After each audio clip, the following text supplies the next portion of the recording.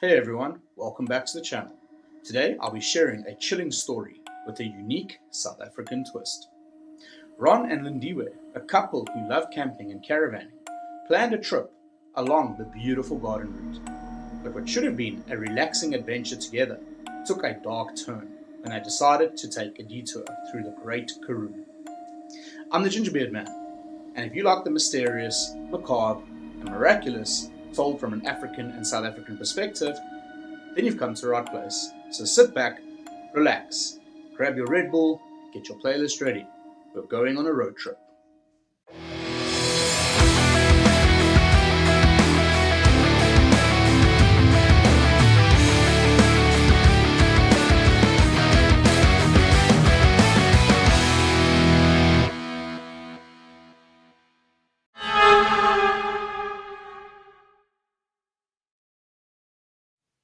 Ron and Lindiwe Dreyfield had been married for 15 years. However, they had been friends for over 20. They had met at a church Bible study, and like they say, the rest is history. Ron was a retired accountant, and Lindiwe a retired detective. The couple had taken up camping to keep themselves busy during retirement, and in recent years they had fallen in love with caravanning. So much so that Ron used some of his pension money to buy a brand new caravan, which he was eager to test out. A bucket list item for both of them was to travel the garden route. The journey began at Reyneck Caravan Park in Bloemfontein.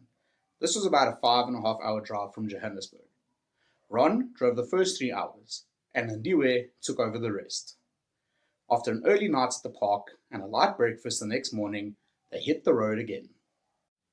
Ron would do the next stretch of the journey, about 8.5 hours drive, while Lindiwe caught up on some much needed sleep. Rubbing his eyes and feeling fatigued, Ron reached for his flask of coffee, which he had made the night before. He glanced away from the road for just a moment, almost too long, and suddenly noticed a long line of cars ahead. Instinctively, Ron slammed on the brakes to avoid the collision. The hot coffee flew everywhere, including onto Lindiwe, waking her with a start. She screamed, "Sugawena!" Ron apologized profusely, using his nearby jersey to wipe up the coffee that had spilt all over himself, and offering Lindiwe wet wipes to clean herself up as well. Lindiwe was annoyed, but soon her annoyance turned to concern. There was heavy traffic ahead. The GPS showed an estimated 2 hour delay. Lindiwe sighed with frustration. Before we carry on with today's story, let me know in the comments below if you have ever taken a side road during a road trip, and how did that turn out for you? Back to the story. After crawling in traffic for about 15 minutes, Ron spotted a small side road exit. "Look, honey," he said to Lindiwe. Lindiwe had fallen asleep again. Ron nudged her awake gently. "Look, I took it out of here." Lindiwe checked the GPS carefully.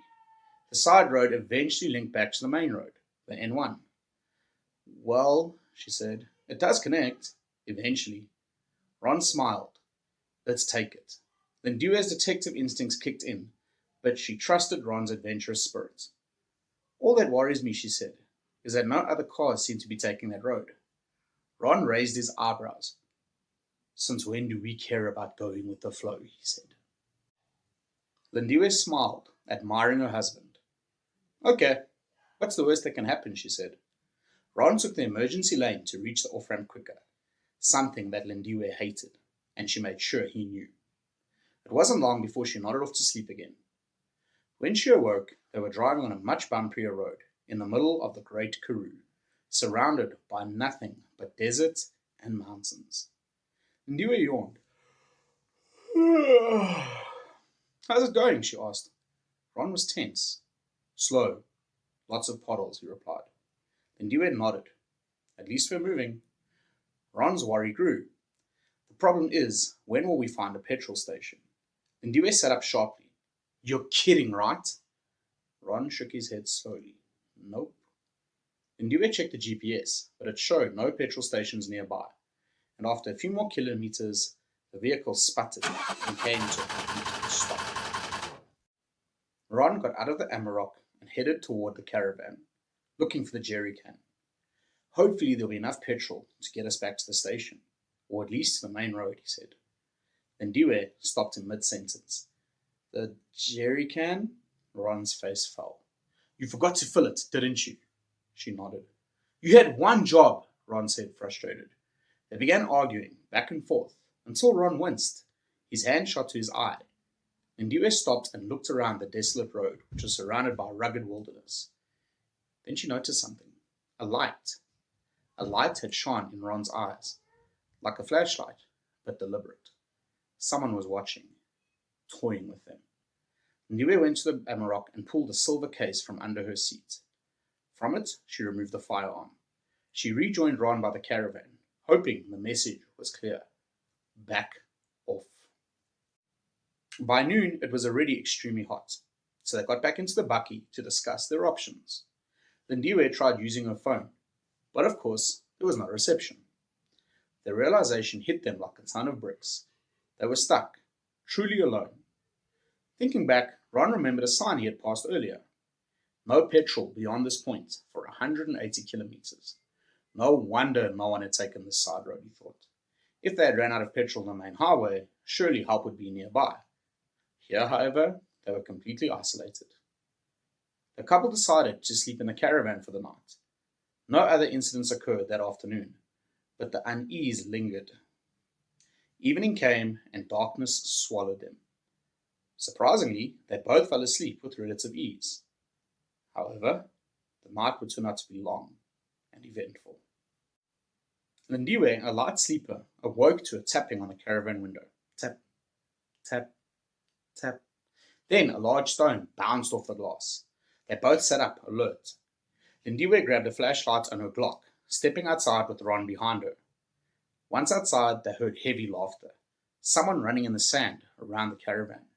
She shone her light, trying to see whoever was there. Ron moved to the opposite end of the caravan, using his phone as a light. Ron! Ron! No! She shouted. But it was too late. Ron screamed as suddenly he fell face first into the sand and was dragged out of sight. Ignoring her instincts, Lindiwe ran toward him. Suddenly, a sharp pain struck her at the back of her head. She too fell to the ground. Her flashlight rolled away. She saw multiple sets of feet around her. Then she closed her eyes. What happens next? Will Lindiwe escape? And what fate has befallen Ron? Make sure to like, subscribe, and hit the notification bell so you don't miss part 2 of this story, coming soon. Thanks for watching, and remember, sometimes it's better to stay on the main road than to take a shortcut. Stay safe. God bless.